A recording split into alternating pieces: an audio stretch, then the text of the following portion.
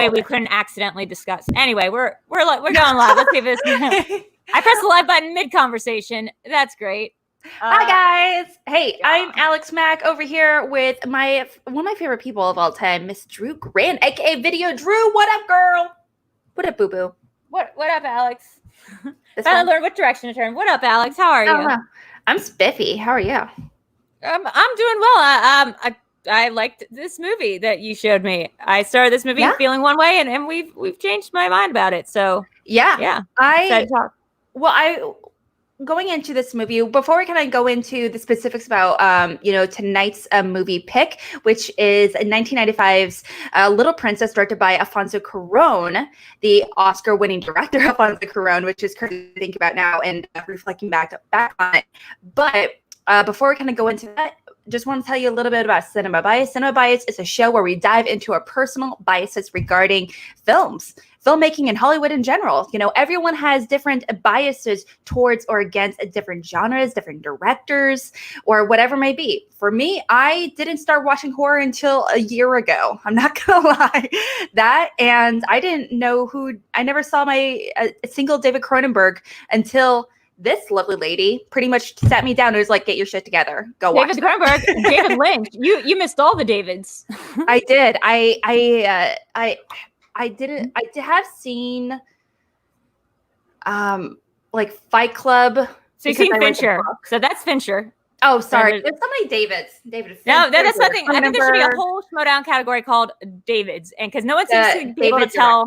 Yeah, because no one can tell Finch from Cronenberg from Lynch, and that's like the one category I might be able to run. Oh my gosh, the 3 Ds of directing. The 3 Ds. The 3 Ds of directing. Anyway, like Alex said, this is a show where we kind of force each other to watch movies that the other one might not necessarily have caught for any particular reason, due to our own biases in certain kinds of films. This week is going to be a great example of that. Exactly. It's really, not only to help broaden our movie horizons, but it's going to be helping this awesome, Schmoedown competitor really expand her knowledge as well, which is always a good thing. Schmoedown competitors definitely are not super casual about their involvement in Schmoedown. It's like an active, constant effort to improve. Yes. Yeah. And so sometimes holes in our knowledge can, kind of pop up out of nowhere. But anyway, the movie tonight that we're going to be talking about, like I said, it's 1995's Alfonso Cuaron's Little Princess. Have you even heard of this movie before going into the plot or anything? Did you know this movie was a thing or anything? I think I'm trying to remember if I've seen it or not. Like, I was watching it, trying to be like the dad in it. I was like, does this ring a bell, Drew? Like, come on, like, figure this out. But like, I can't figure out if I've seen this movie or not before. There's some aspects of it that like definitely seem familiar, but it also just might remind me of The Secret Garden, like that movie, which came around, or like, that the whole trope of like little poor rich girl, that trope, I feel like was in a bunch of movies during this time period. I also feel like for a minute got a couple scenes confused with The Last Emperor, that Bertolucci film, which why? I guess because it has this very foreign other and a bunch of British people. But yeah, not kidding. It's there's a lot of big themes in this movie. Visually speaking, it has a very consistent aesthetic, which I really enjoy. But yeah, you're not kidding. I feel like it would be a perfect double feature, with Pan's Labyrinth. Pan's Labyrinth, absolutely. Dude, it is so Pan's Labyrinthy. I was like, Alfonso Cuaron did his own version of Pan's Labyrinth before there was Pan's Labyrinth.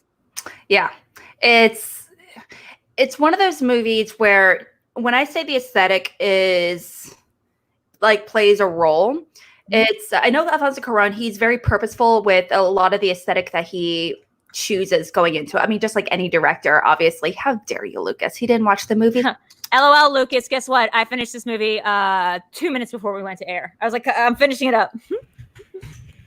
Yeah. Well, this movie in particular, the visuals alone, there's a lot of pops of color. There's a lot of jewel tones, and because it before. Oh, sorry, that's a fly. Oh, I hate those. Oh my god. Did you know? On camera they caught me swallowing a fly. It just flew into my mouth during that is like the most interesting thing that I've learned about you this week. It just literally just flew in the mouth when I was just interviewing Janine. I don't want to say that's sexy, but that's so on brand. Maybe you are becoming VideoDrew. It was like a thing. It became like a GIF and everything. And oh my God, show that to me at some point. Sean, it was bring real that up. sexy. I'm sure. Someone sent Sean the link. Somewhere. So, yeah. So, okay. Let's go ahead and do real quickly. I want to hear what's your bias surrounding this movie? You said, it's a great double feature to this, but did you know it was even a movie? Are you familiar with not fairy tale, but the book or anything growing up? No. And you know what? If I was at any point in my life, I would have forced myself to forget it. This is kind of the kind of movie that I would have never watched. I would have not watched out of spite. If my parents had tried to take me to it, I would have had a tantrum.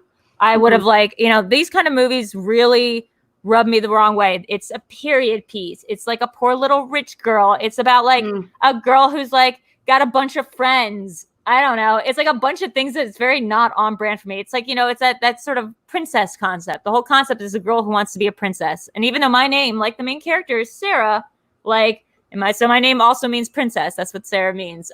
It's not like that whole lacy dress, the Little Women. There's very different variations of it. I do like Jane Austen a bit. I like the Bronte sisters, when they get dark. But I'm not a huge fan of period stuff, and I'm not a huge fan of precocious little girls overcoming. I always in Annie, I really relate to Miss Hannigan. I'm those children sound those children sound like a whole bunch of handful. whole bunch of handful. Yeah. Or I remember watching Ever After, which was actually a pretty good version of the Cinderella story, and being I want to know more about Angelica Houston's deal in this. What makes her like that? So yeah. Yeah, absolutely. That's my bias. Well, I totally get where you're coming from. Like you said, it's not exactly in your wheelhouse. Mm-hmm. And I feel like you might have to be a certain age going into this to really enjoy it. For me, it's a very sentimental movie. I remember seeing it when I was very little. I remember recognizing that it was based off a very popular children's book, A Little Princess, obviously. I can't remember who wrote it. It was Frances Hodgson Burnett. It's a classic children's book. But at the same time, thank you. Your hair does look awesome, by the way. Great job. Did you do it yourself? No. Okay. I did not. Cool. I am not that talented when it comes to anything grooming like that. Yeah. Intense. Yeah. So this is actually, it's not just a family film. There's a lot of themes on drama. There's fantasy elements as well, but also it has, like you mentioned, it has a very specific aesthetic that is very specific to Alfonso Cuaron. That if you watch a lot of his movies, you see a lot of his color palettes, a lot of the themes that you see. And it's this movie in particular, before I asked Drew to go into the plot and everything, it is his first English-speaking directed film. Now that's interesting. Yes. There's a lot of this movie that we'll get into it, but there was a lot that I was oh, wow, okay. Beautiful, and right? Yeah. Mm-hmm. Yeah. Well, even if you're not into, like you said, the poor little rich girl idea, that movies set, the Victorian period or anything along those lines, visually speaking, it is stunning. I just want to go into the cinematography and everything real fast. Okay. I just want to pull up a few pictures. Clearly the lighting, the cinematography was quite stunning. There's this whole scene with where that happened. Oh, cool, Jeff. Look what we did. Yeah, hey, look at that. Look at what we're able to do now. Look at how we're moving up in the world. Yeah, it's really cool. But like I mentioned, there's a clear color story here that I appreciate, between all the little girls, the adults, the landscape in general. There's a lot of these, there's deeper colors with the greens and the blues and the yellows, which I love. And Sean, maybe you can find a picture of this. There's some crazy ass stop motion animation in this film that's reminiscent of if you ever seen the movie Alice. Yes. It's like that. It's got that kind of creepy claymation kind of look to it for a couple things, which I was okay. Well, thing is, it's kind of funny you say that because I'm going to bring up a few points later. Okay, sure. Which I'm pretty excited. I'm curious to see if you might have picked up on it at all. But I want to know as well. Tell me the plot. You have 1 minute to tell me the plot. I can set it up real quick. Right now. So there's this chick named Sarah who's living in colonized India, but I guess her dad is like one of the good British soldiers who don't have any problem with the people. She's like hanging out there. Then her dad has to go to war. So instead of sending her back to England, he sends her to America for some reason. They don't have any other family, I guess. They're all they each other have in the world. She's sent to live in this like private boarding school / not quite orphanage for rich girls, where she quickly makes herself wrong with like on the wrong side of the Miss Hannigan of that world, who's this uptight British lady and her nicer sister. And in doing so, she tells the kids a bunch of stories, brings them into her fantastical world. She believes her father's dead. Miss Hannigan makes her a maid along with a black girl who lives in the attic. They end up going on a lot of little adventures in their head and in reality. And at the end, it turns out her father was really alive the whole time and living next door. The end. I yield my time. Okay, you yield the last 10 seconds. Yeah. Okay, all right. So something that to remember is that, you know, it is revealed that her father goes to war. Her father is a British aristocratic man. But at the same time, he is also aristocratic or is he like new money? Like, I'm not clear what they are. Like, I felt like it was more old money. But why doesn't he have any other family? That's I don't know, man. I bet they went into a book because I was reading the YouTube comments of this movie and like the people were like, why is this headmaster so mean? And they were like, well, here's the thing. She didn't want to like run this school, but there weren't a lot of opportunities let to like older, like unmarried women. And they get into it in the book. And someone else would comment being like, yeah, but she seems to really hate children. And someone's like, yeah, but that's like the whole thing. She does not want to have children and yet she's stuck with children. But also at the time, where the character we're referring to, by the way, if you're not familiar, is Miss Minchin. Miss Minchin. Yes, Minchin. She is a woman. She is a very stern, very authoritative, the woman that runs this school. It's the school that she attends. It's called Miss Minchin School for Girls. Yeah. And she's like so evil. The moment she pops on screen, you're like, oh, like she's not going to have one redeemable thing. Yeah. Like, she comes down the stairs in this way that's like, I don't know if they sped it up or if she's on a dolly, but it's very like fantastical. She's like, da-da-da-da-da. But at the same time, her upper body doesn't move at all. Doesn't move. It's real creepy. It's cool effect. Yeah, it has like I mentioned earlier, it is, you know, definitely obviously a family drama kind of thing with elements of drama because there are darker themes, but at the same time, there are also several fantasy elements like the ones you just kind of mentioned, these little moments where you're like, that doesn't seem it takes place in our world at the same time. And the fact and the very Pan's Labyrinthy fact that she's telling these stories I guess she learns in India about like a prince and a princess. I should have mentioned this in the plot that her dad said that she's a princess, as are all girls, even if they're grown up or ugly or poor or like no matter what their skin color, all girls are princesses. And then there's like this meta story that she's been told before about a prince and a princess in India who like the princess steps outside of a circle one night that she's supposed to stay in a circle to keep herself safe. And she gets kidnapped and the prince tries to find her and there's this poison gas and that dovetails nicely with what happens to her father who gets gassed by poison. And forgets his memory and loses his eyeballs. I mean, he doesn't lose his eyeballs; he just loses his sight. Yes,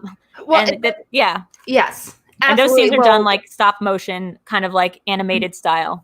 The progression of that story is that kind of fantasy story that Sarah is telling the other girls. It takes place at different points in the movie as well. The more as we kind of progress with Sarah's story, the more that story, you know, regarding, you know, the monster and everything and the princess and the prince, you know, as well, you know, that it's a very well done storytelling trope. If you've seen Pan's Labyrinth, just like imagine that concept, you know, like that story, that story that sort of is an allegory for what's going on in the movie, but also is just one story that's just happening in different chunks to like illustrate different things. But she's bringing these children into the world with her. There's of course that trope of like the really mean girl who's just like snotty for no reason, and Olivian, who it's not clear whether or not it's not Olivian, it's just Livian. Yeah, with an L. Livian. She's got that nerdy friend with glasses, and she's got a there's a black servant who works at the school, Becky, who she eventually, you know, is forced to go live in the attic with. There's, you know, the neighbor who turns out to have an Indian manservant who, you know, when, you know, the neighbor is an older man whose son goes to war. And then when his son doesn't come back, he instead gets replaced by this other guy. It's a whole comedy of errors. That's not a comedy. I will say this movie's great in one very certain respect, that is a drama that like is not boring because it does have those Pan Labyrinth elements where there are these fantastical things that are going on. Yeah, well, now that I think about it, I feel like they definitely could. Pan's Labyrinth and A Little Princess, they seem like they could almost take place in the same world. Yeah. You know, her absolutely. in New York City versus, you know, I can't remember her name in Pan's Labyrinth. It's in Spain, but she's living in. It isn't it also during? I don't remember. It's like during the Spanish Civil War around World War I. So it's definitely at that time. Yeah. So it's just like her gods and the Little Princess are like a little bit nicer. Like the Indian gods are well, they don't interact with her. She doesn't have like a one-on-one with. She's just telling a story. She's not like, you know, interacting with the god creatures of this universe. But I do agree that like it exists. It's very similar. Like in certain respects, it has that same kind of feeling of like, oh no, something, you know, like this poor girl, and is she rich or is she about to be really poor? Is she being abused? Is it like fun, you know? And she escapes into a fantasy world. Heavenly Creatures, I think, also comes to mind because Peter Jackson did a lot of stop motion with the fantasy world those girls created. Heavenly Creatures, I feel like is a little bit different because it feels very clear it's not real. Oh, well, I'm saying in terms of the animation style, like in terms of like that world that they created. Yeah, absolutely. Yeah. I do want to go into a lot of the general information behind this movie. Like I mentioned, not only directed by Alfonso Cuaron, but also he not only being an Oscar-winning director. Like I said, this is his first English-speaking film. He is actually right after this. It gets the okay to go do Great Expectations. He does. He did Great Expectations, the one with the one with Ethan Hawke. Yes. Oh, he did 2001's Y Tu Mama Tambien, and Your Mama Too. So he's obviously, and then that really just hit that consistent success with some of these kind of smaller, you know. Mama, I mean, when that movie came out, I think that was the first maybe foreign language film that I like remember being like, this is great. This is a great movie. That was the Diego Luna and what? I know his face, not his name. He did Motorcycle Diaries. Yeah, Gael Garcia Bernal. Yeah, that one. Yeah, he was in 300. Oh. Beautiful.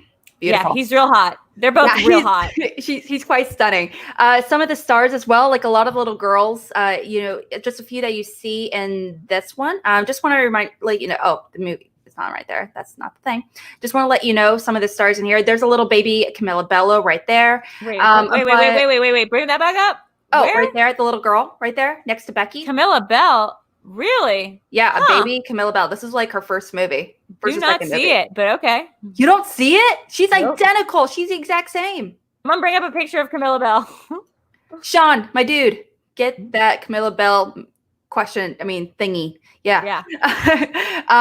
But not only that, you know, some other stars include Liesl Matthews. She actually also went on to do her first one with Harrison Ford as the first daughter. Yep, that's right. Get off my plane. That's what she said. Get off my plane. She said, "Get off my plane."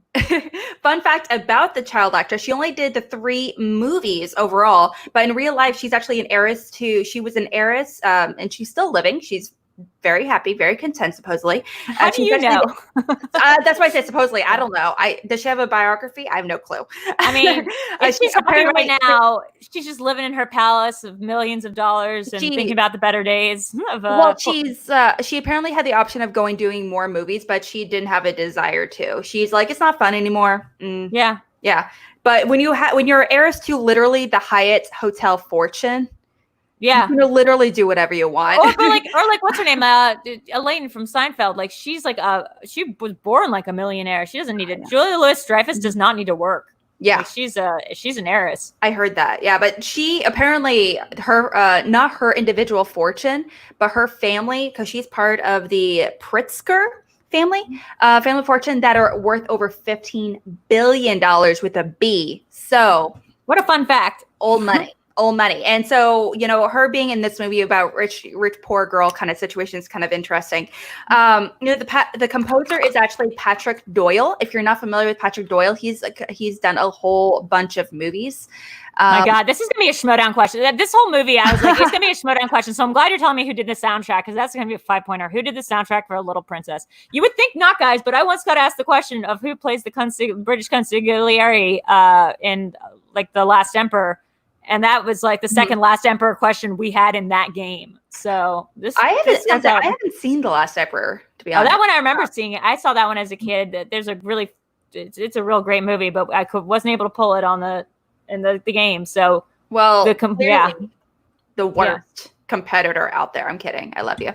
But if you're not familiar with Patrick Doyle's work, he's done a bunch that you probably just don't realize. He did 2015 Cinderella. He did Macbeth. He did Brave by Pixar. Which Macbeth? Macbeth was the one with Kenneth Branagh. Oh, that one. Oh, like, yeah. Okay. He did that one. He did Igor. I'm not sure if you're familiar. He did Harry Potter and the Goblet of Fire and Nanny McPhee. Wait, that's not the Alfonso Cuaron one, right? Alfonso Cuaron. It is. Exactly. Oh, so he just worked with Alfonso again. Yeah. Exactly. Yeah, he actually most recently did he did Murder on the Orient Express most recently in 2017, and also just as unfortunately is being talked about in a bad way, but the music by itself hasn't really been touched on. He actually did the music for Artemis Fowl. So interesting. So definitely you can't blame him for the music. I can't blame Artemis Fowl's failure on the music. Mm-hmm. Yeah, he's definitely one of the more notable composers. You know, what's his name again? Patrick Doyle. That's gonna definitely come up one freaking day because there's only like 8 composers in the world that I'm learning about, and like this is probably one of them. Patrick Doyle, John Williams, and Hans Zimmer are definitely like the popular James ones. Horner, James Horner as well. You know, Thomas Newton. Mm-hmm. But it is Alan Silvestri. Sorry, Alan Silvestri. Yes. Yeah. And actually, not only that, the reviews are crazy positive. When I say positive, they have a 97% score on Rotten Tomatoes. Whoa. So it was really well critically received. The audience score is an 88%. It was nominated for 2 Oscars, including Best Cinematography and Best Art Direction and Set Direction. I bet that. I was gonna guess. If I had a guess, I would have guessed art direction and cinematography would be the. Did it win? Probably not, right? What else? No, it was just nominated. I mean, it was definitely a tough year overall. I mean, but it always is. Yeah. Robert Ebert, he said with his reviews, he gave the movie a 4.5 out of 5 stars. So wham bam. He says Cuaron's version of a magic realism consists of seeing incredibly fanciful sets and situations in precise detail. So couldn't agree more. If you had to go off a vibe, like what the energy of this movie aesthetically, I know we talked about Pan's Labyrinth a little bit. What other movie would you do you feel like this kind of reminds you of? Well, I guess like it does remind me of Bertolucci's The Last Emperor. I think just because it is that sweet. I'm not even sure if you would count this as a war film or a period piece or like a historical epic. It's got that vibe to it where it's like a fantasy, blah blah. It's got that look to it that's very much like, I mean, I guess I could just go other movies. Crimson Peak came to mind. I could like go off of other Pan's Labyrinth movies, but like it's that high collar. It's not quite Victorian period because we've passed Victoria and we're past Regency if we're in World War I, but it's got that Newsies kind of New York vibe. It's got that matchstick, like the matchstick girl, that kind of thing. What was the other movie? The Secret Garden. Secret Garden. It's very much like got a Secret Garden aesthetic. Absolutely. Yeah, it's got like that. Yeah, there's a locket and what's seen. I was like, oh yeah, there's that locket that everyone had in like 1910. Yeah, it's the way adults talk about children, especially back in that day, it's very different from what we did now. Up until like the 30s and 40s, everyone considered children to be smaller versions of adults. So they should know how to act in certain situations. They should know when they're 8 years old how to take care of themselves. They should know how to handle money. They should know how to figure things out and everything. And so it wasn't, people would look at these young children, a lot of them would be working, when they're 6 years old and they would be doing it full time and they would be y'all saw Newsies.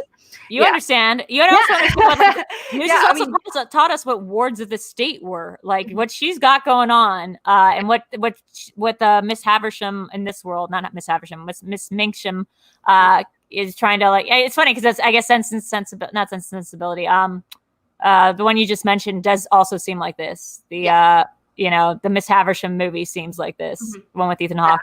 Well, there's a clear I don't know about her not liking children, but maybe it's no, apparently in the book she just hated kids, and that's why she never got married. Yeah. But then she gets stuck with running an orphanage because that's the only opportunity to unmarried women. It's like a terrible irony to her. Yeah, she's stuck doing this.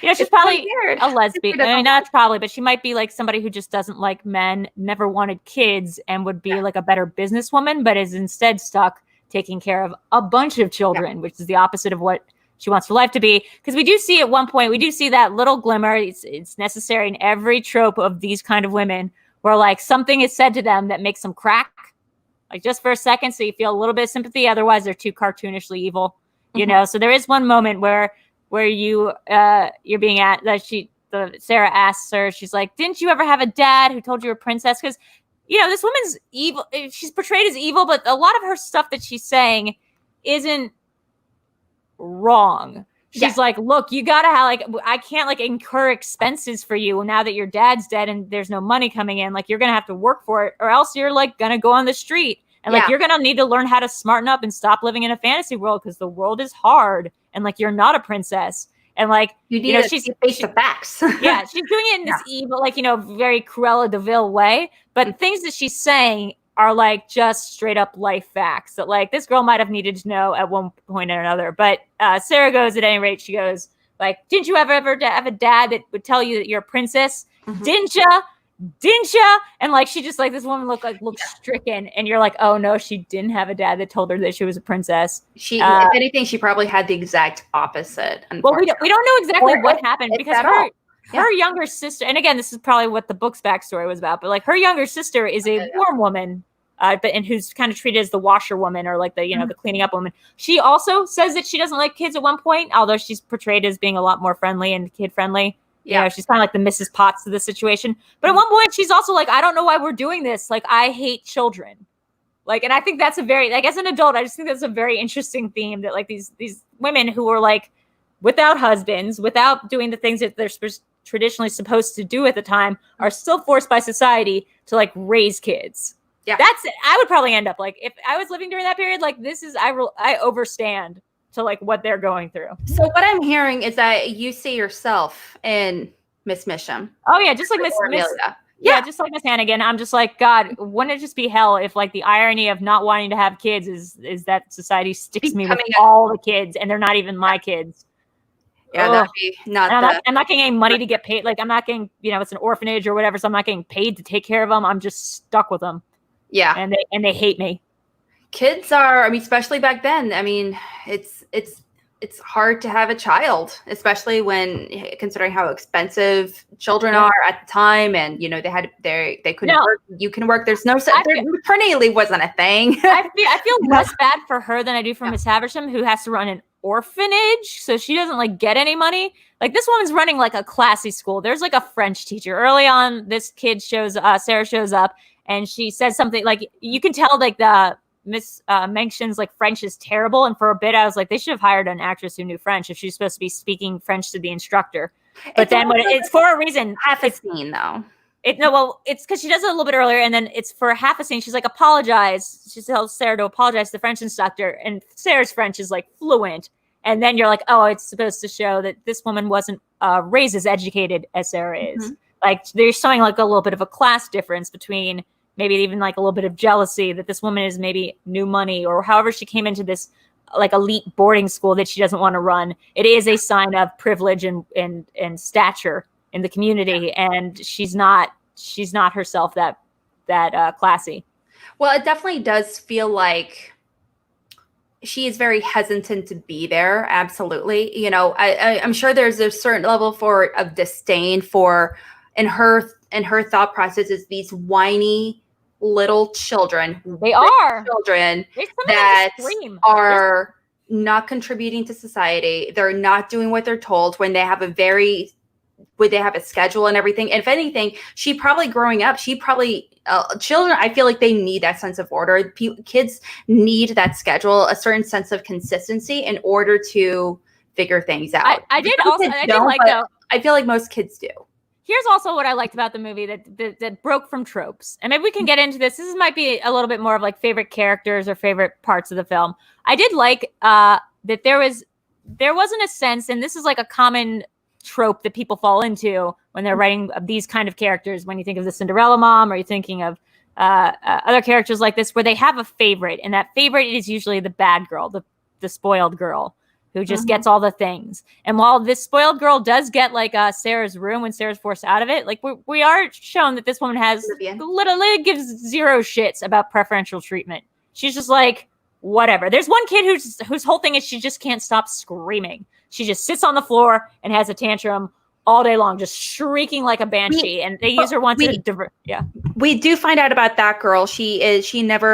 That little girl, she clearly had never had a time to understand what was going on. Her mother died like right before this. And she's like a 6-year-old girl, and she never really had time to grieve or acknowledge what really happened. So she knows is that she is screaming for her mom, and she doesn't know why she can't see her. I mean, true. And no one explained to her why. I'm just saying, from Miss Manchin's perspective, she must want to blow her brains out every freaking day of her life. Absolutely. I can't imagine. You just have that one child who just can't stop screaming, and you're trying to does it regularly too. Oh yeah, she does it regularly. Even like the really nice Mrs. Potts lady is like, she's like, that child is possessed by the freaking devil. That child is sent to me from the devil. Yeah, I can't do it. And at one point, Sarah legit convinces an adult in this movie, and I guess it does make more sense that like they just treated kids as like people that were equal to them and could give them advice. This little girl alongside them. Yeah, working alongside them. This little girl convinces the sister of Miss Manchin to just run away with a freaking milkman. And she's like, wait, should I really? And she's like, yeah, you should. You should totally run away. And she's like, I'll consider it. And you're like, you're taking advice from a child. And she's like, I actually really loved her. It was really, I thought it was really like, okay, off the market now. And the woman's like, okay, bye. I'm still thinking about that really good advice you gave me to run away and join the circus. Whatever. Even if it seems like it's just something that she was harboring for a long time, but no one gave her that little extra push. But it's true. To your point, that they treat them like they're adults. Yes. And that was the whole thing in Newsies too, which is like kids need to be like, they need to be earning their work, like they need to be earning their money. And if not, they're wards of the state. And if they are wards of the state, then they also have to work full time. It's just like enforced labor. Yeah, the idea of a childhood, it wasn't really a thing until, again, like I said, the 40s, like where a child is meant to play or a child is meant to learn and figure things out. That has only been a thing since then. And so prior to that, they were, like I said, not only were they treated as adults, but even if you look at them as far as how other people treated them, as far as, like law enforcement, for example, they could be executed, if they were 6 years old and caught stealing stuff. I mean, I remember that happens in Sweeney Todd. They sentenced a child to execution. Can that happen in America? Did we sentence children to death? We have done that. We have had history of that. We've done that. Wow, that's wild, guys. Well, that was a long time ago. Thankfully, but there are, but children, especially children of color, I can say that's like a whole conversation right there. Definitely I'm much more likely to statistically be put in these, situations. But again, that's a whole other conversation. I feel like if we're going to talk about that, that's a whole thing. Yeah. Well, I mean, I do want to get into that a little bit, not too much, because I think like, you can't watch a movie right now and not just put the lens of what's going on in the country right now on top of it. Like this movie, however, like escapes a lot of the pitfalls it could have. It doesn't have it has like that Indian guy who's a little bit of an archetype of like Saeed or, that's the name of Saeed. I did want to mention as, the idea of that it does it age well. It does, I think. Yeah. I feel like it does age well, but the idea of if we take the rule of like the magical Negro idea, where it's like an older Black man typically that somehow is able to pass some kind of wisdom onto the main character, typically white. If this Indian guy kind of fits the bill. I feel like it's the exact same thing. And not to mention, every time that Indian guy, he's on screen, everything slows down. There's like something magical going on. And remember that happens in Annie too. There is that bodyguard, like he does have that bodyguard, that Indian guy who's, snake charmer kind of thing. However, I mean, I think the only issue I could take of here is like what her dad was probably doing in India probably wasn't like becoming friends with the locals. Like Britain famously colonized India in not so great ways. And like when the movie starts out and she's got like an Indian friend and like an Indian surrogate mom kind of thing. And you're just kind of like, well, why is he stationed in India? What's he doing there? Probably not something great. And she's probably not, in real life, she probably wouldn't be brought up to think that these people are her peers and equals. Yeah. Yeah. Yeah. But, like she is, because it's a fantasy. For sure. Well, there's this idea that, not only the British role in India, but also, like Drew mentioned, that there's this kind of fantasy story with a prince and everything. And his name is literally Punjab in Annie. Yeah, it's not great. That's really rough. Oh, shnikes. Liam Cunningham, if you're not familiar with who you are, who is he? You've definitely seen him in Game of Thrones, for example. Who is he? Who is he? He's like where he's like Jon Snow's right-hand man, essentially. He's taught to read by the girl with the stone face. Oh my god, it's the Onion. It's the Onion Knight. Yeah. Oh my god, that's who it is. I'm horrible. Oh my god, this was driving nuts. The entire movie, I was like, this and dude. They're saying he is beautiful. Okay. The moment he starts speaking out of his mouth, I was like, this is an actor I know. And at first, I was like, he's gonna turn around and it's gonna be Jason Isaacs because he's got that Malfoy voice. Mm-hmm. Yeah. That Malfoy accent. Especially like younger, he looked identical to Jason Isaac. But like I mentioned, but also he plays not only Sarah's father, the military captain, but also he plays Prince Rama. Wait, really? In the he story, played the Indian prince? All in blue. He played the blue guy? He played Dr. Manhattan? That's crazy. Yeah. They could have literally hired an Indian actor, but no, it's going to be her dad to make a weird metaphor about being married to your own daughter. Well, it's supposed to be a reference to her parents. No, I get it. The girl, the port in the necklace, that's also the same actress that played her. No, so I understand. It's just sort of like the problem I have with Peter Pan, which is like Captain Hook is always played by the guy who plays Mr. Darling. Yeah. And it's like that. And that idea of like, not quite sexuality, but like what you're trying to say there is always a little bit muddled. If your father is also supposed to be your husband in the fairy tale, that's problematic. Like if the daddy, I mean, but it's also true to life that this is how women this is how men and women like first identify what love is supposed to be, is like to parent figures. It's weird if like the locket's supposed to be her grown up and that's supposed to be her dad as the prince. It's not supposed to be her grown up. It's her mom. So at one point he does say something kind of creepy where he's like, you're turning into your mother. Or no, wait, that was on Nightmare on Elm Street last night. Never mind. Forget that part. That was from another movie I saw. Not only that, but also, like I said, as far as aging well, there's a lot of, I feel like there's quite a bit of, this idea of, the white savior with Sarah. Sarah, she rescues Becky from this continuing situation where she's almost like she's talked down to. She's never really acknowledged, outside of being given chores at the house. And Sarah comes in. She's the only one that acknowledges her, really. And what I really like about it is like it's not the white savior model, though, where it's the kind of thing where she makes Becky's life magically better. But Becky doesn't magically get a better station in life. She doesn't get to be anyone's sister. Like she's not like treated, it's not that kind of thing where it's like a white savior. It's more just like the girls learn to not be as racist as they have been in the past. The girls learn that, not the adults. But she also pretty much, the Captain Crew, he adopts her as like his daughter, essentially. Well, then never mind. That was the last 2 minutes of the movie that I was trying to watch. They leave together, going back to India as the three of them.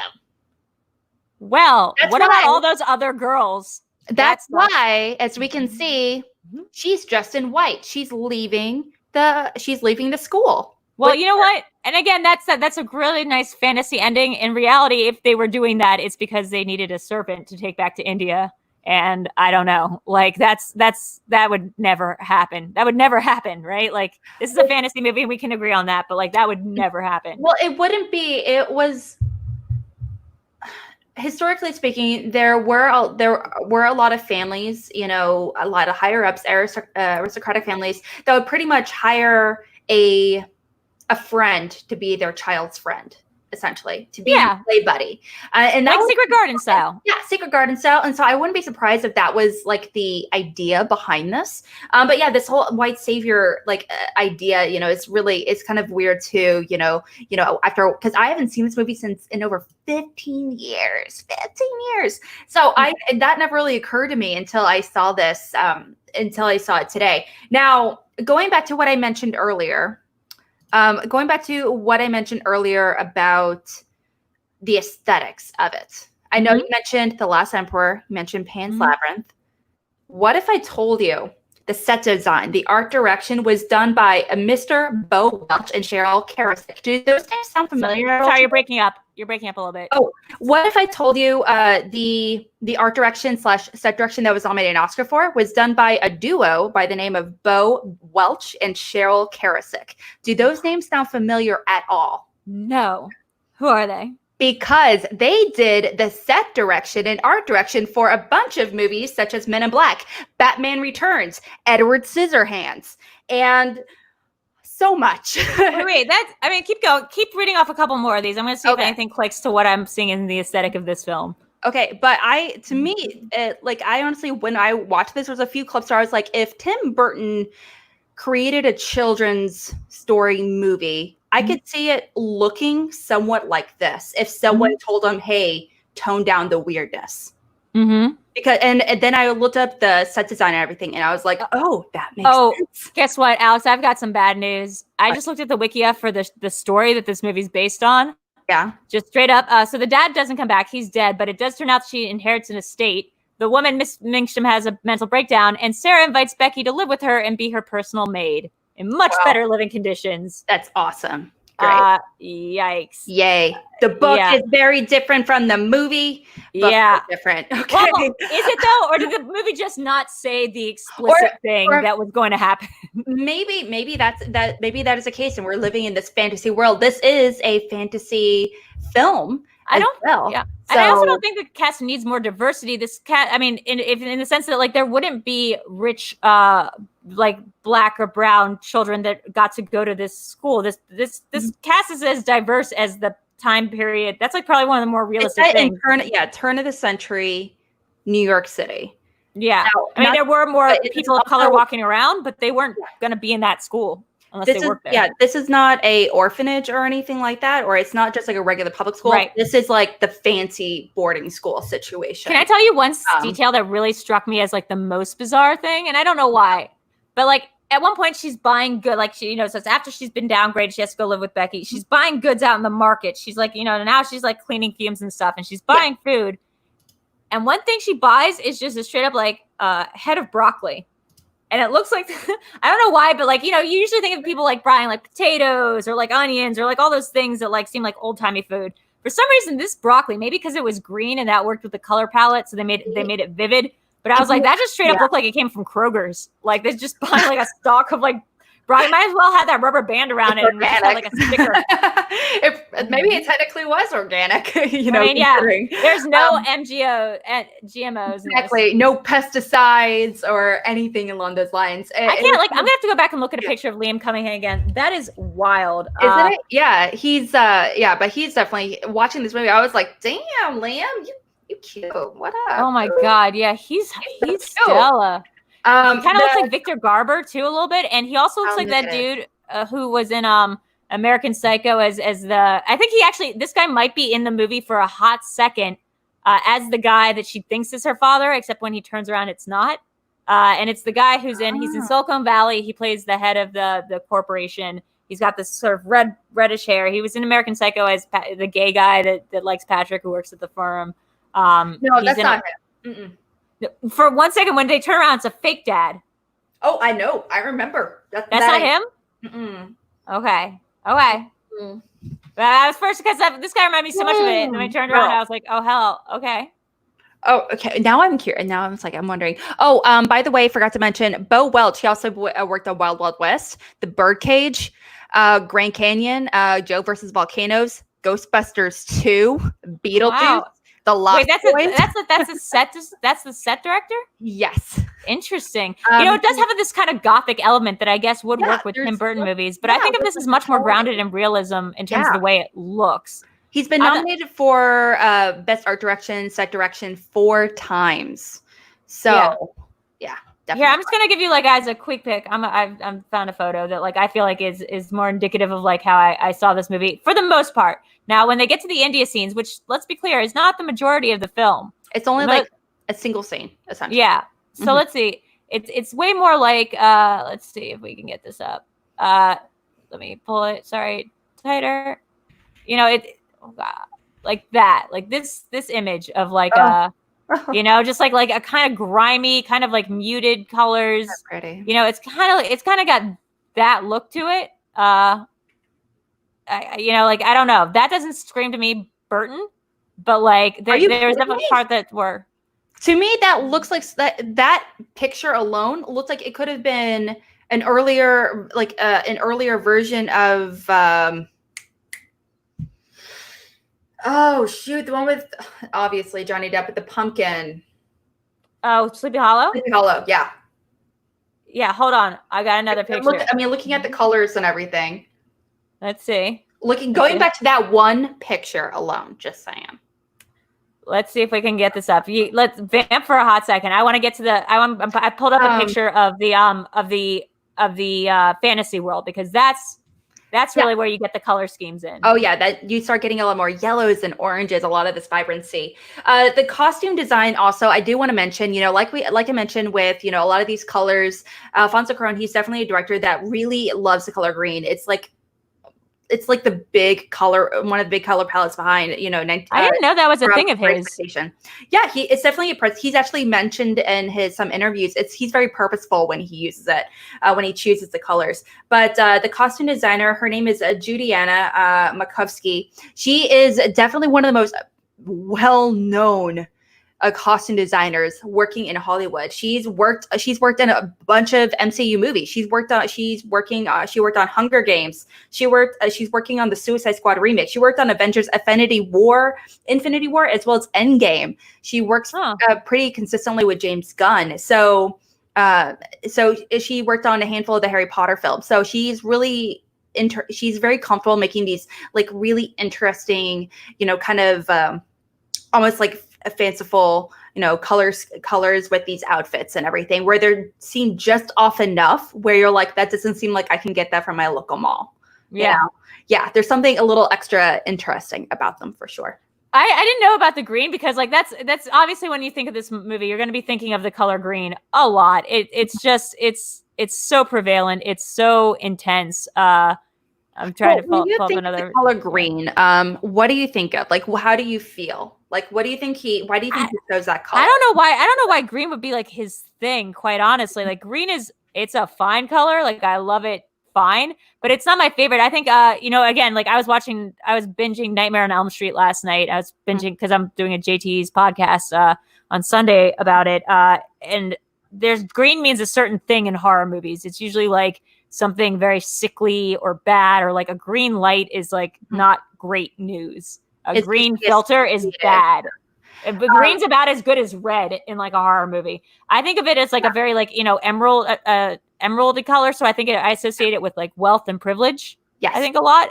I mean, of course, it depends on what kind of green, but this green is very much, I want to say there's a certain Crayola color that's called this kind of green. And it's definitely indicative of a status. Well, green in particular, obviously not only associated with money, but it's associated with nature. Mm-hmm. Also with envy, obviously. So the feeling of envy and of jealousy, obviously, is very prevalent within the household of Miss Mitchen's school for girls. Obviously, it's between all the different girls. It's between the teachers. It is between Miss Mitchen and Sarah. It is everywhere. It is constantly throughout the setting, where even if you go outside the school, it is with the broccoli. So many people, the stores, have a lot of green fronts. And so it seems like it's constantly being tossed in your face that you are never where you want to be. People are constantly trying to get higher. People are constantly trying to make money. People are constantly reminded of their social status. And so to me, it was very prevalent overall. See, yeah, the little girls, it's everywhere. It's kind of creepy. Yeah. It definitely strikes me as more of a horror movie vibe, or at least a fantasy movie vibe. Now that I mean, maybe it's a horror fantasy, you know? Yeah, Burton. I guess Burton's right, because it is so extreme when you compare it to, let's say, like the image I just showed you before, which is very like grounded, realistic, gritty looking. There's one moment in the movie that I thought was interesting, which is like they wake up. The girls are supposed to be locked in their rooms. So they're not supposed to have anything to eat for the night because they're being punished. It's near the end of the film. And they wake up, and instead of like it just looking like total garbage, they're living in a fantasy world. On the all of a sudden, yeah. All of a sudden, they're living in. They wake up, and you think for a moment, oh, they've cracked. Like this is them cracking. This is them like it's their bangarang eating dinner at in Hook moment where they're telling each other going cray cray. Well, we just think that maybe that she brought her into her imaginary world. Like exactly. She did that thing. Like, but I guess it's fantasy. Yeah. But it turns out that that's not true. And in fact, she was. They did just get a lot of food, I guess, as a gift from. Is it ever revealed how that food appears? Oh, yes. She has this moment. Like I said, it's pretty much a moment like this. Yeah. Essentially. And she does it with with what's his face, Ram Dass, the Indian guy across the street. So yeah, they have a thing. They have a thing going on. She gets his monkey. Moment. She gets like his monkey that comes across. So of course he got a pet monkey. And she's like talking to it because she speaks monkey because she lived in India. Yikes. Yeah. Mm-hmm. But did he give her the food? Did that guy across the street like deliver the food? Is that it's a fantasy? I think that Indian guy, because he's like he almost works almost like a not just like a manservant, but there was almost like this. There felt like there was this relationship because he was also his guidance. It felt like almost like a Alfred Bruce Wayne situation. Yeah. But what's weird is like how because it's not a fantasy because the woman comes in and she's like, where the hell did all this food come from? How'd they deliver that food into the room without the woman being like aware of it? I know that this is a movie and I have to suspend my disbelief, but like I was like, what is happening? Because I was like, oh, they've cracked. These girls have cracked. They're under a lot of pressure. It's very difficult to live, in Victorian times. It sucks. In New York City. And they're poor and they're working 20 hours a day. It's really rough, being in that situation. And that thing is like very high low, right? So like some girls are like spending their time like learning French, and like some girls are spending their time like cleaning the chimney sweeps, and like both things can happen under the same roof. You know what also reminds me of? And this is gonna sound weird. It reminds me of like American Girl dolls. This movie, you've got to take with the same sort of like suspension of disbelief that you take the stories that come behind if you grew up as a girl or grew up knowing anything about the American Girls, Molly or Felicity or any of them. And they each had like their own thing. My points, man. Oh, sorry, man. It's exactly that. This movie came out at the height of the American Girl book series. Yes, I bet it did. I bet it did. Were coming out with them, but there's obviously a lot of adult themes, such as learning to acknowledge grief, understanding what that role was. That moment with that balloon. That was creepy. Oh man, someone get a gif of that balloon, Sean. Just type in black balloon little princess. It's such a good gif. It's so creepy. It's like Pennywise. Pennywise moment was totally there. There's moments of PTSD, during the flashbacks, while supporting others and through their own healing process, especially, during the war. Definitely pampered. Not pampered and not whitewashed, but it is a very like, let's sell this to children and let's make this palatable to children. There are these themes, but they are like soft pedal. You're probably not going to explain to an 8-year-old just how awful the world is and how you would back then. Yeah, you would have back then. And today, and today we might have, like, if it's a Pan's Labyrinth and this was dedicated to a different audience, like this movie is Pan's Labyrinth. And Pan's Labyrinth was supposed to be for kids. It is for kids. But okay, but not only that, it's obviously very focused on the idea of like being princesses, but. Oh yeah, I hated that part. It was released the same year as Pocahontas. Mulan came directly after. Beauty and the Beast came out like 2 years before. About which one? Sorry. Beauty and the Beast, and Aladdin came out just a few years before. So a lot of earlier Disney princesses that we are obsessed with today, you know, from Disney Renaissance or anything, really was coming through at this time. And, you know, the studio was like, yeah, we need to get our foot in the door. Can I just say that though? That underlying message that you'll always be daddy's little princess, I hate that. Like there's nothing that I find more gruesome or like sort of perverse than that little idea that has blossomed into like, you know, those father-daughter purity dances, you know, that they do places, or cotillion stuff, you know, just things about like, you know, your daddy's little princess, and then you're like, that thing rubs me the wrong way. I know it's a very real thing, and I know the idea of a princess is very, you know, is something that a lot of little girls fantasize about and want to be. And this movie did have a good idea about what a princess is. A princess is every girl. Every girl's a princess, whether it's meant. I feel like it's more about the embodiment of being.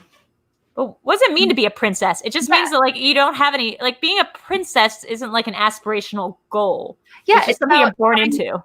It's fine it's demanding a certain level of respect for yourself. Whereas like, hey, that's true. Don't talk about yourself that way. You are better than that. You are more than that. And it's also about how you treat others. Like a princess in her mind is somebody who treats everybody with respect, because like, you know, like, and that would, I guess, can't carry over the idea that she hires this black girl as her maid best friend. We you know, like it's princesses have the privilege to treat others any way they want, and to choose to treat others with the same respect that you give yourself is a good message. I just, you know, I personally, as a personal bias, don't love the whole like the goal is to be a princess, especially in daddy's eyes. Is yikes that idea.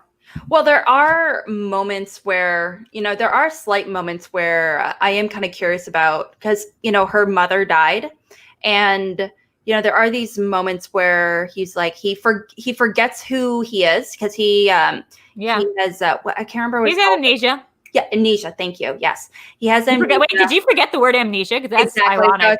It's perfect, really. Was that a plan? Maybe. Yeah. It wasn't though. He suffered through amnesia, and he ended up forgetting who his daughter was. He doesn't even know his own identity, and so he has this moment with the Indian dude again, and he's like, and he just like looks at him like. And he's like, wait, I got it now. Yeah, but the guy's like, he's like, I know what that word means. He's like, all right. He's like, I don't know what that word means, but that word sounds familiar. Yeah. And like, you know what? They really do keep you until the very last minutes of this movie. And I would know, because I didn't make it to the very last minute of this movie. They really drag it on to the idea that you know that the dad's living next door and doesn't have his memory. And like that she's right there. And then at one point, like it gets to the end, and she's going to have the cops called on her, and she escapes to the neighbor's house, and the cops are there, and she sees her dad, and like they have a thing where she's crying. So she's not looking up, and the dad's like has no memory. So he's like, what's up, little girl? And then she's like, looks up, and then she's like, Dad. And he's still like, yeah, what? Like, who are you? And I'm like, come on. Like, we've done it. We solved the mystery. Come on. But like, there's another couple beats where she's like, Dad.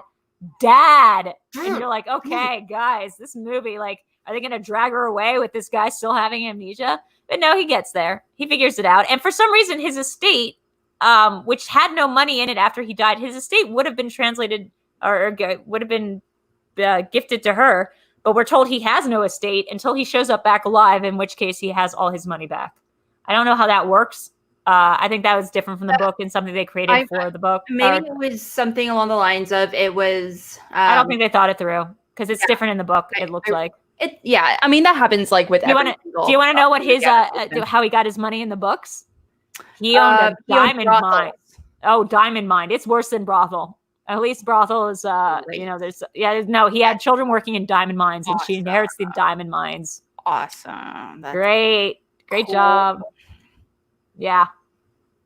Guys, diamond mining. What a great thing for a princess to own. We're all can be princesses as long as our dads enforce child labor in other countries to produce blood diamonds. The worst. I do want to ask, just kind of going back a little bit, what was some of your favorite scenes or favorite characters from the movie overall? I mean, I gotta say, ability, but it just like some of your favorite parts. These are not the favorite kind of archetypes. Like I said, I love Miss Mangsham, like type of characters. I just overstand. I don't love them, but I overstand. I'm always like very on guard to how they're being portrayed, if there's any sympathy being portrayed, or if they're just cartoonishly evil. Like you mentioned, the way she comes down the stairs is like one of the best moments, because you're like, oh, even in this reality, it's like you're seeing things a little bit through Sarah. Her name's Sarah Crew, which is very close to my name, which is Sarah Drew. So that kept being distracting. So like she comes down the stairs and she like is staying still, but she's like also like going like this. Like I don't know how to describe it. It's a very like horror movie moment, and you're like, oh, this woman's gonna be evil, and like outlandishly so. And they kind of restrained her a little bit, which I liked. I liked for a movie like this, I really kind of liked the protagonist. She wasn't that thing where she's just like so waifish and in her own head. She stands up to herself. She enlists the other girls. She does this really cool thing with usually with the bully, the meaner girl, you get this, the princess character is passive. And she's like, oh no, please don't treat me like this. And the other girl just ends up getting her comeuppance. In this, there's a really great scene where the other girl's like, you smell bad, you suck, blah, blah. And she's doing her hair. And Sarah Cruz like, she just starts speaking Indian. She's like, blah, blah, blah, blah, blah. And the girl's like, what's up? And she's like, nothing. What she's like, nothing, just a little curse I put on you. And the girl's like, I don't believe in it. And she's like, what kind of curse? She's like, I don't know. Maybe you just want to stop brushing your hair so much. And she's like, and like, you're like, oh, that got under her skin. You're like, oh, that was clever. You can use your otherness and the fact that like people are like, you're sort of exotic to like freak that girl out. And then later on we see the girl, we can't tell whether or not the girl's actually losing her hair, but she pulls her hair back in another scene. And there's a psychological. Yeah. Yeah. She's just psychological. She did it. She got under her skin. The girls go on a caper. They join together and go on a caper to like steal back the locket. And there's oh my god.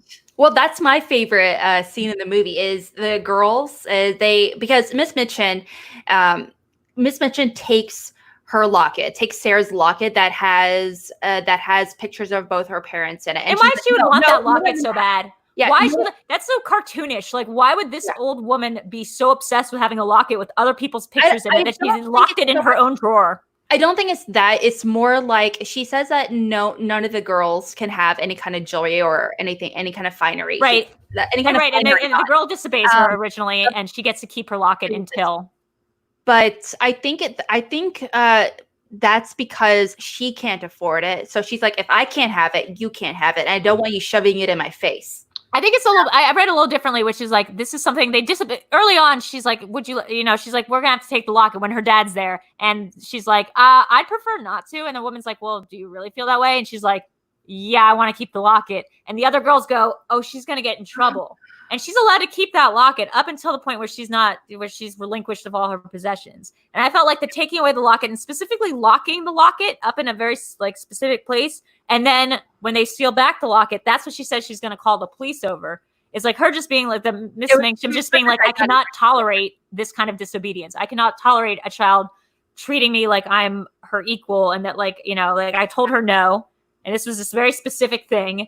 And like, this is what several times. But like, that's like a fight, even in that world, that's like the most trinkety of her possessions. And there'd be no reason that older woman wants to covet a locket that another girl has of her dad.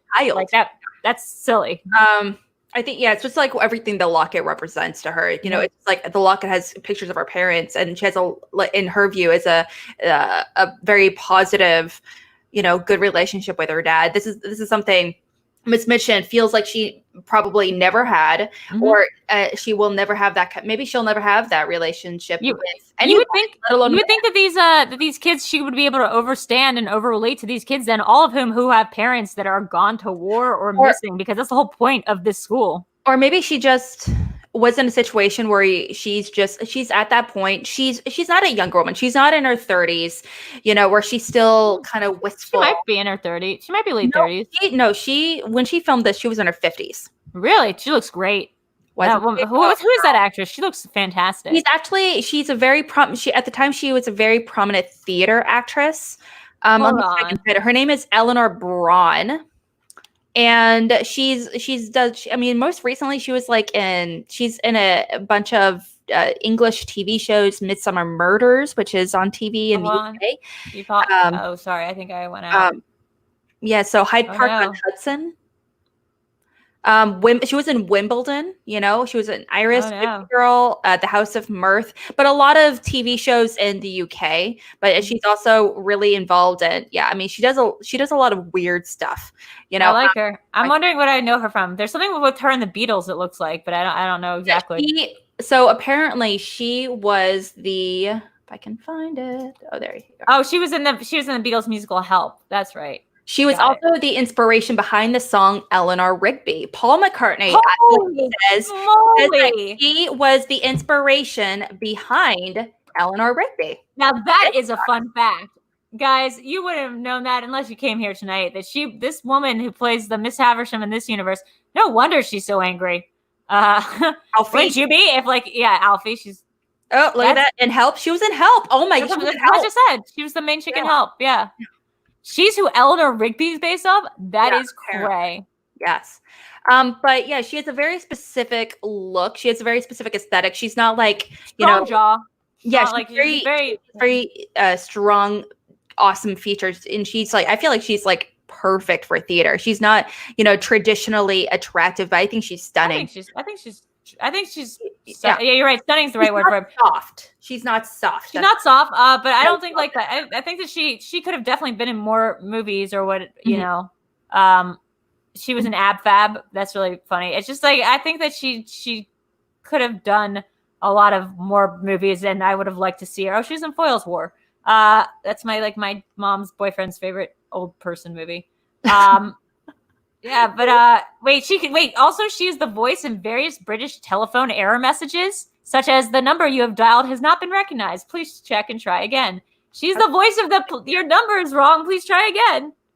That is such a random little tidbit. Oh my god. I know. So is the fact that Eleanor Rigby was based on her. Anyway, so that was my favorite character moment. Yeah. Just talking about it. My favorite scene, actually kind of going back to that is, the little girls wanting to steal back the necklace from Miss Minchin, and they kind of go through the whole heist pretty much scene, stealing it from her, and they, even Becky, she screams, I thought I saw a mouse. Yeah, everyone's in on it. They even get the girl whose one thing is that she screams. They're like, hey, can you scream specifically at this time? And she's like, yes, I can tap into that trauma of childhood, which is right now. It's like a really fun, funny scene that also feels like there's real stakes involved as well, because it's so well shot.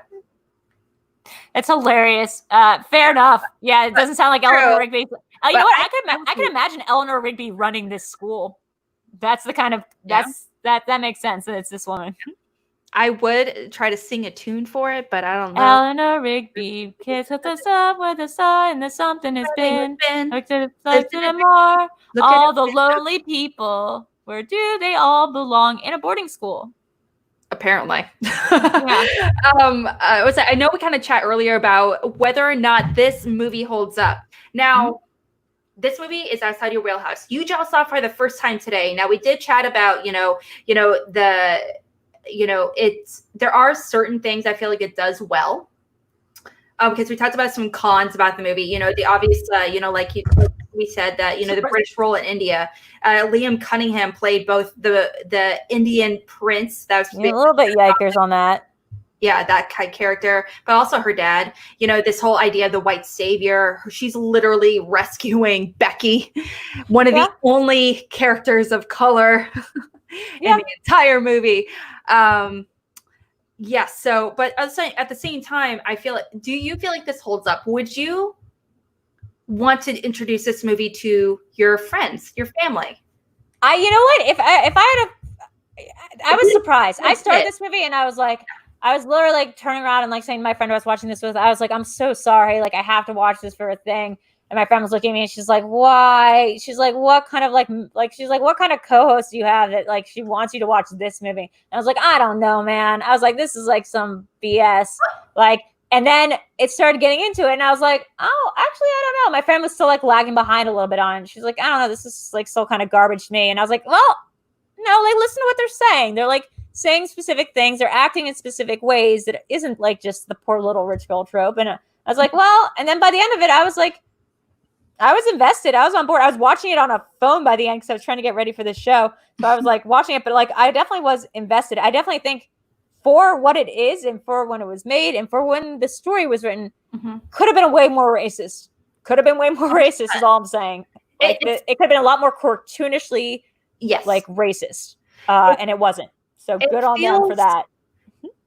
This movie holds up. You'd be able to show it today and be like, this is accurate, if somewhat soft-pedaled portrayal of the relationships that people would have with each other during this time. I do feel like if this movie could come out today with a few changes, and it would still be pretty beloved, I think. Yeah, you know why? You know why? It's because Alfonso Cuaron is not an American filmmaker. His relationship to this material is not that of somebody who's like, and everything in America was peachy, and we were always nice to those kind Black people that served as magical figures in our life. Like he was like, nah. He was like, that's not, so they don't oversell it. They don't make it seem like Becky's life is one of such slavery that she's, subjected to whippings and stuff like that. It's just there. It's there, and it's not explicit, but it's there for you to see, and it's not trying to hide anything from you. Well, the moment the first moment we see Becky, we see her mopping the floor. Sure. And we see Sarah look at her, and she's like, "What? Huh?" Well, the way the girls treat her is also very interesting. The way the girls treat Becky, they don't belittle her, they don't mock her or like treat her like Cinderella. They just straight up ignore her. They pretend like she doesn't exist. Well, and that's like a way, like that's a great way to portray that character without making it too maudlin or making the story about Becky. It's more like they just don't even clock her as being a person. Which almost makes it worse. It is worse, but it's also more realistic and less problematic than other portrayals, like The Help. This wasn't a story that reminds me of The Help. This wasn't a story that's about one savior Black woman, a white woman trying to save a bunch of Black or Indian people. This is just a facet of the story that is not that unrealistic. I feel bad. I remember watching The Help and liking it. Oh, well, you got to go to jail now. No. I mean, like, I remember seeing it for the first time and not really thinking about it, like, actively. But like upon reflection and seeing a lot of the underlying themes, I was like, I never really thought of it like that. Oh my gosh. That's crazy. And that now I'm like, oh my gosh, how could I not see it? Yeah. But it's really interesting how, times change, your point of views, your biases, and everything. Remember Legends of Bagger Vance? I mean, Will Smith agreed to do that film. Like, that was a film he agreed to do. It's kind of interesting. He's also doing a movie about an escaped slave here pretty soon. That's he's like arguing for his children or something like that. Sure. Remember Legends of Bagger Vance when he just helps Matt Damon get good at golf by being a Black guy who is his caddy? That was problematic. That doesn't he asked for like $30 and a pair of shoes. Yeah, it's basically him as the genie in Aladdin. I think that was one of the big ones that created that magical Negro archetype. Was Legends of Bagger Vance was a huge. In fact, I'll have to Google who came up with that term first, but I think it might have been coined because of that movie. Yeah.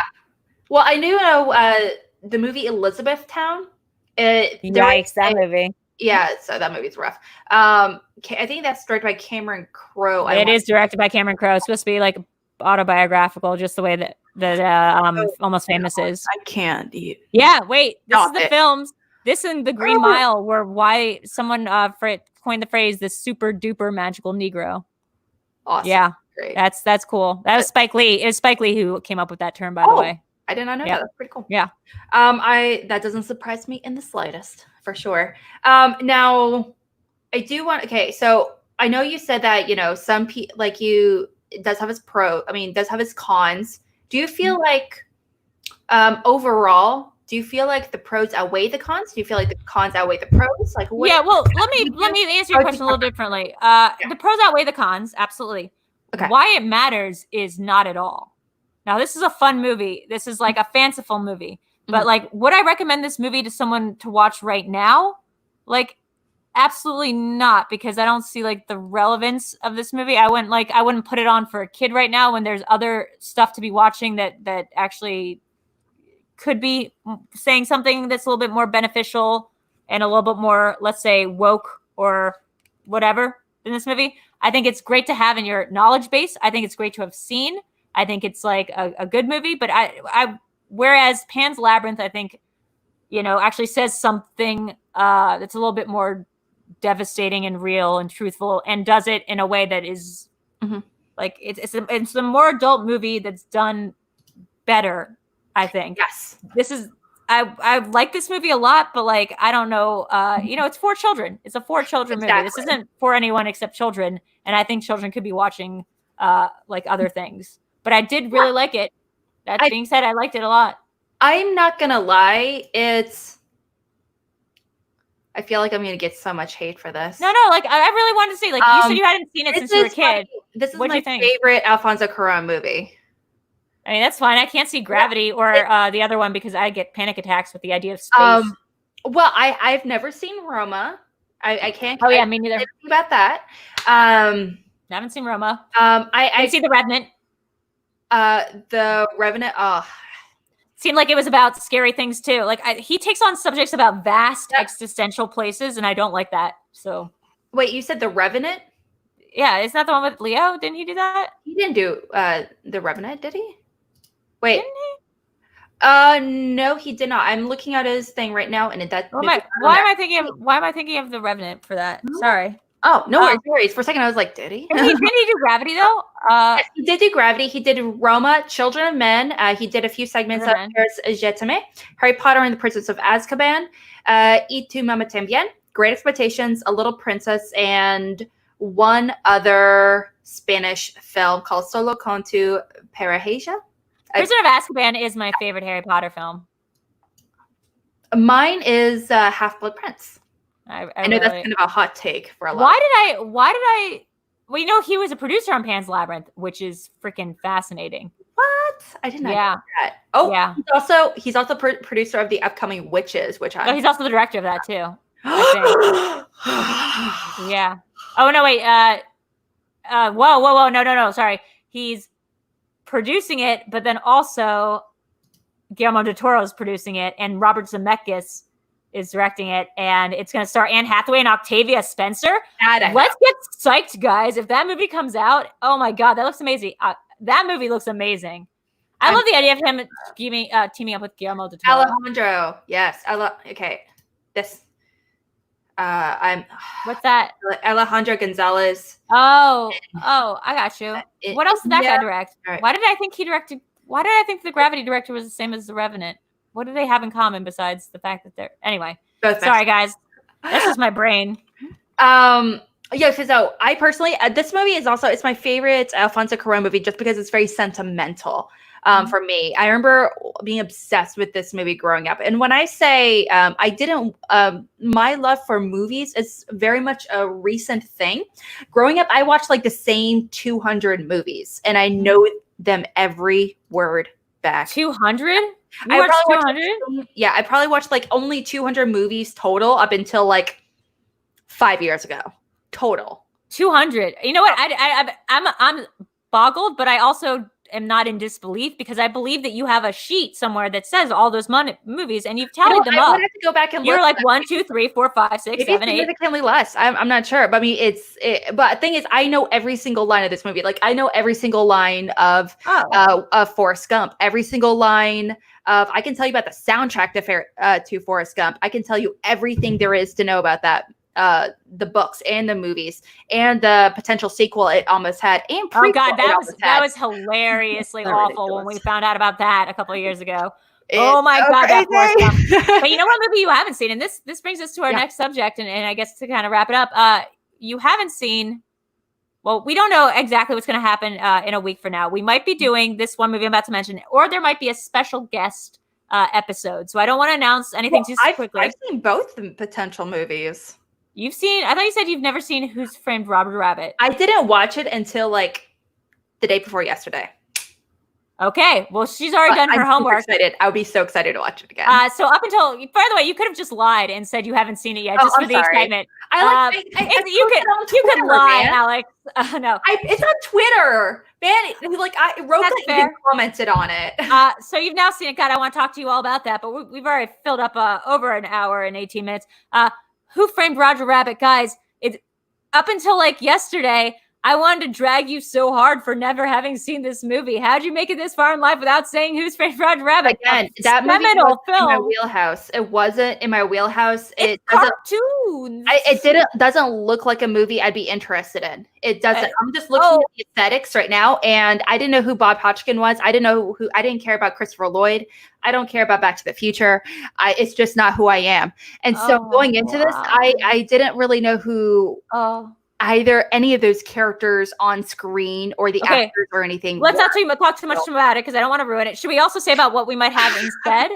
If we aren't doing that, let's just give the audience we can do that movie like the directly following week if So if it's gonna be Roger Rabbit next week, unless we have a special guest, another co-host of Alex's. Okay, so I was chatting with this person. I co-host a show called Mornings with Roka. And he casually whipped up the fact that he's never seen Rosemary's Baby. I personally have seen this movie. How is that the horror movie you've seen? I know like only the handful of movies that I've seen. This movie in particular, I've seen this. Okay, so I've seen this movie. I saw it for the first time when I was like 13 or 14. So around the time I started getting my period again. So my mom, she sat me down and she's like, "It's important for you to watch this movie." That's so messed up. To daughter. Wait, that's so messed up that that's what she decided to show you about being a woman? My mom was going through medical school at the time, and that makes it worse.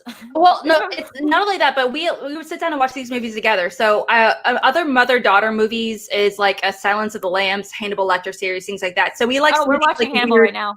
Yeah, so it's kind of we have a weird relationship when it comes to movies. What am I saying? What am I saying? This is exactly the kind of shit me and my mom would do. But then again, I just assume that we come from very different backgrounds. And like, if I heard somebody saying that their mom was like, "Well, now you're a woman, you should know about pregnancy and the idea that you might have Satan's child one day." Like, what a horrifying idea. It wasn't so much the idea of having Satan's child. It's more like you're a woman and you are going to have sex one day. Yeah, don't. And you are going to be in a partnership and you are going to be potentially married. And these are the John Cassavetes, potentially. So my mom, I think she almost kind of did it to kind of like low-key scare me about the idea. That's what I'm thinking. Pregnant. Yeah, I think that's the only thing I can think of is that's what you do to scare a kid into not having sex. Well, yeah. So my mom was just like very much like my mom was also very flat out. I knew going into it was a political film. Yeah. Like a lot of horror movies, like Black Christmas is an incredibly political film from the times. I think it was released in 1977 or something. You know, at the time. That's not the one I would have gone with. I would have tried maybe gone to get it out. But sure, yeah. Oh, yeah. The thing is with Black Christmas, it came out at a time. One of the key points is that one of the girls that's in college, she has a conversation with one of her friends that she thinks she might be pregnant. And she considers there's conversations about her going on birth control, going off birth control. Her options of does she want to have a baby or not? And her boyfriend gets pissed. Yeah, I wouldn't say that it definitely has a political theme. Like it has that political mode. I wouldn't say that that's an overtly political horror movie. There are overtly political horror movies. Or like movies that have like not even politics is the wrong word. Maybe politics is the wrong word. It has a message. Like it has a moral thing and it has a message. I'm not sure if like politics is exactly how I'd phrase it. Like I'm not sure if it was like, you know, there's this idea in zombie movies, right? That every zombie movie reflects the fear of the era in which it was made. So the original zombie movie was actually called White Zombie. And it was about the idea of voodoo and about the idea of a black man being able to create a sort of a somnambulist white woman into being his slave. Then there was, the Dead, Dawn of the Dead and Night of the Living Dead, which were very much just about like, the Day of the Dead is just literally about our consumer fears, like of mindless consumerism.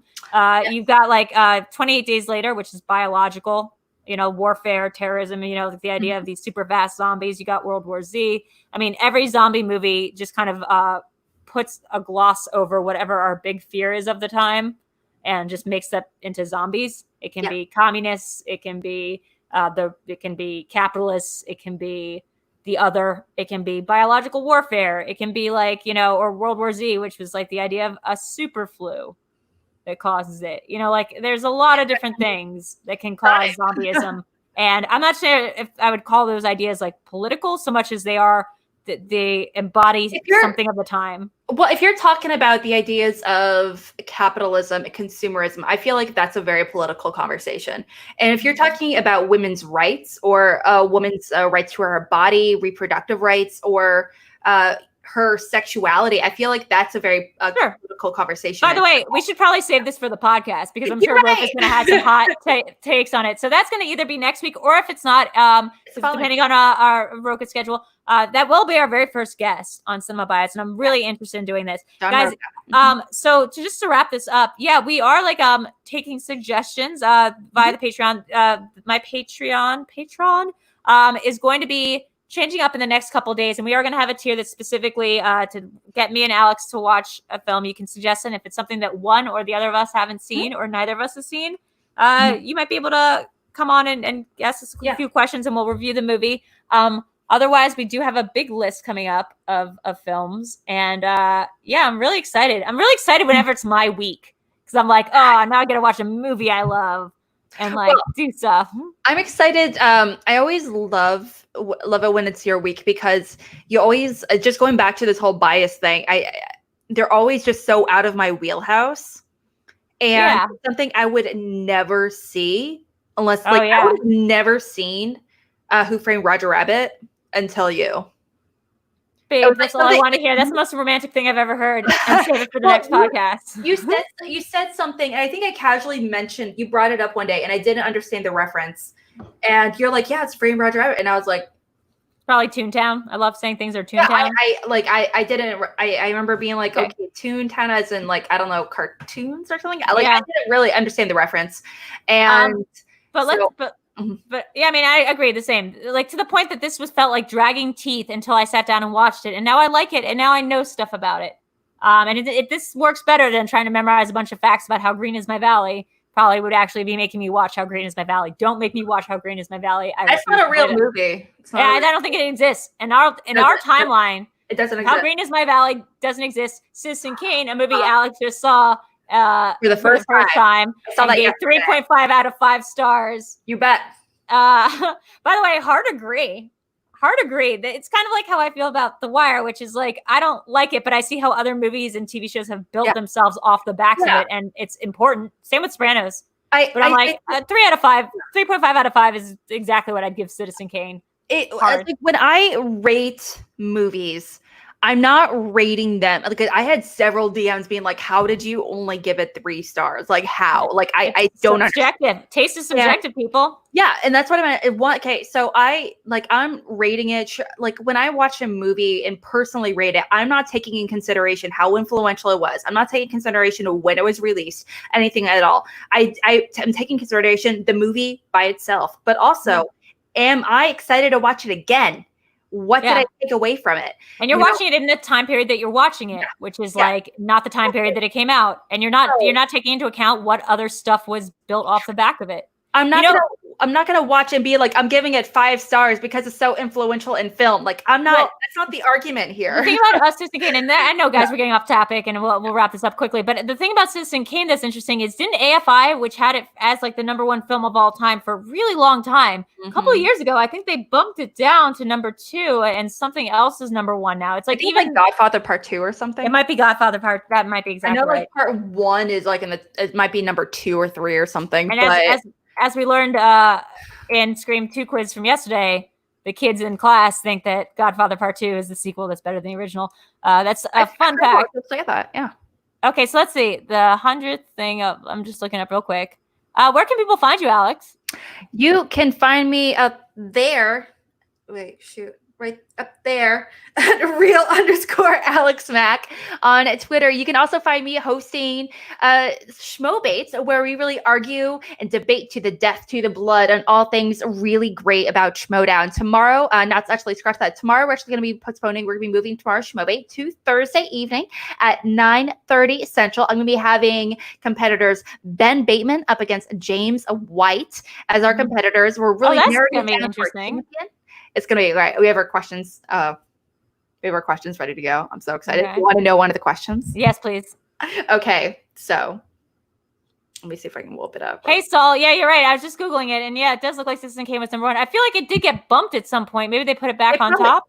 Maybe, because I know for a fact it was bumped. Yeah, I know for a fact it was absolutely bumped in 1 year. So, yeah. The question is, what Schmoedown personality would make the best Disney villain? Oh my God, if the answer isn't me, I'm going to fucking shit a brick. Wait, who's competing again? Bateman? Oh, Bateman and James White. So it's going to be a great time. Brianne Chandler, she's helping me come up with the questions. So I really got to put some pressure on James White. So great. They have not been, they haven't trolling. answered them yet. So it's going to be really wonderful. Texting James White, just lyrics to be prepared as we speak. Be prepared. You know what? And you know, if they go with Tom, that's great too. But I think it definitely should be me. And like, I'm going to actively campaign for myself. Is that illegal in Schmoebate world? You know what? By all means, campaign away. I would totally buy a ticket to your. Okay, I'm gonna put up some Twitch videos and send it to Ben Bateman. Pull a Lizzo. Yeah, like when she guys. If you don't advocate for yourself, then who's gonna do it for you on this show about arguing about Schmoedown personality? If I don't want to win a contest that I'm not even technically participating in, then what's the point? Yeah, I agree. Yeah, Alex, you got a sick ass haircut. Did you go somewhere? Did someone come to you to do it? I went over to my salon. I wore a mask the entire time, and she wore a mask. And I'm an esthetician. I'm like a stickler. That's right. Yeah. When it comes to what's the word I'm looking for? I keep getting these not just hygiene, but like her sanitation.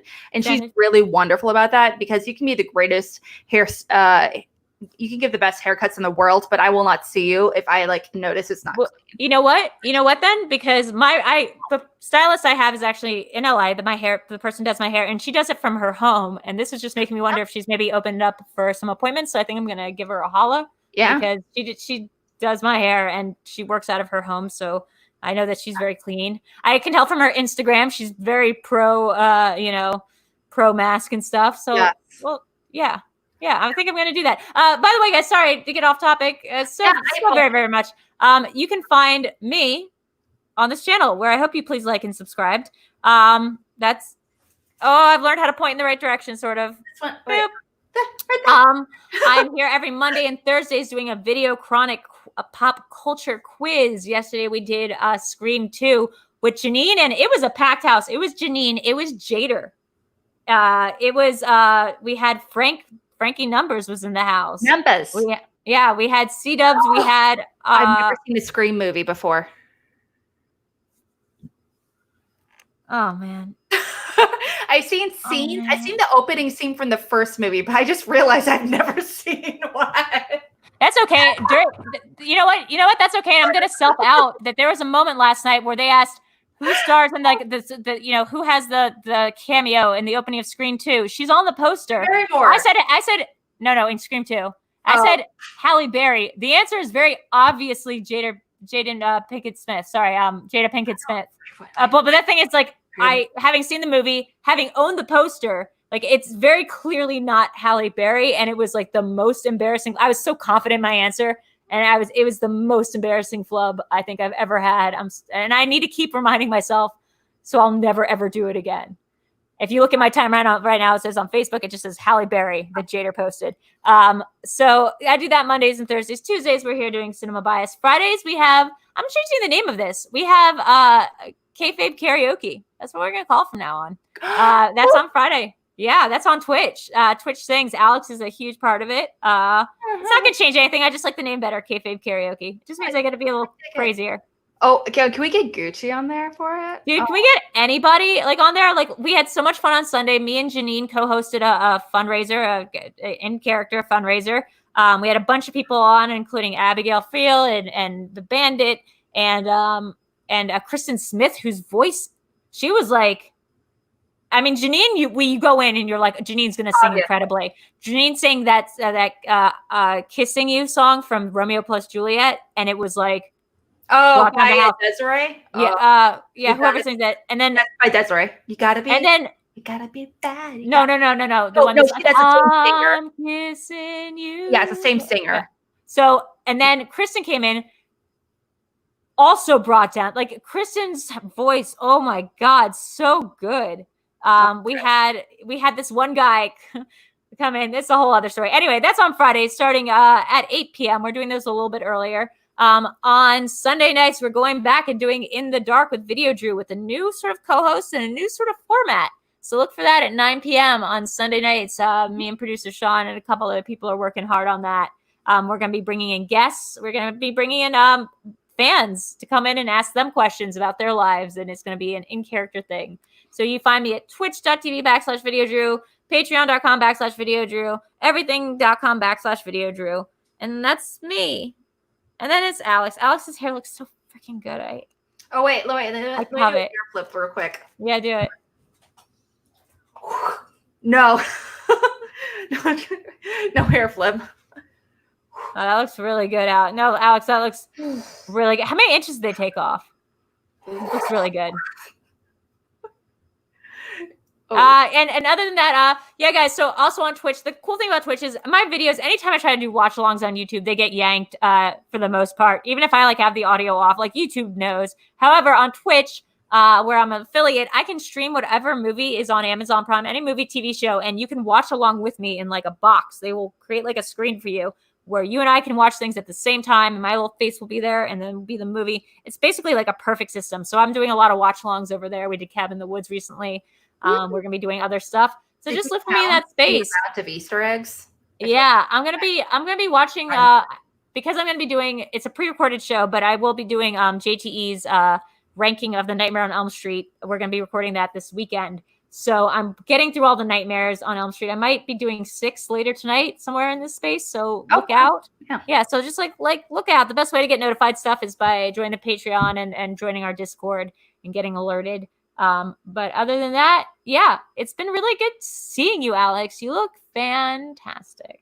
Thank you, Boo Boo. I can't wait to see you again. And I can't wait to come up on Friday for some kayfabe karaoke. Hell yeah. With my karaoke song list. God, you and that bullet list just made me feel real bad. Okay, guys. I need something to do, man. Say goodbye. Say goodnight, Gracie. Thanks, guys, so much for hanging out with us. And like I mentioned, be a patron. And so you can tell us what movies I need to watch. I need your opinions. Me too. I am very much like Alex. I will not watch things that I don't think I've already seen or liked. So make us watch things. Okay, goodbye. Bye. Bye. Wait. Okay, wait.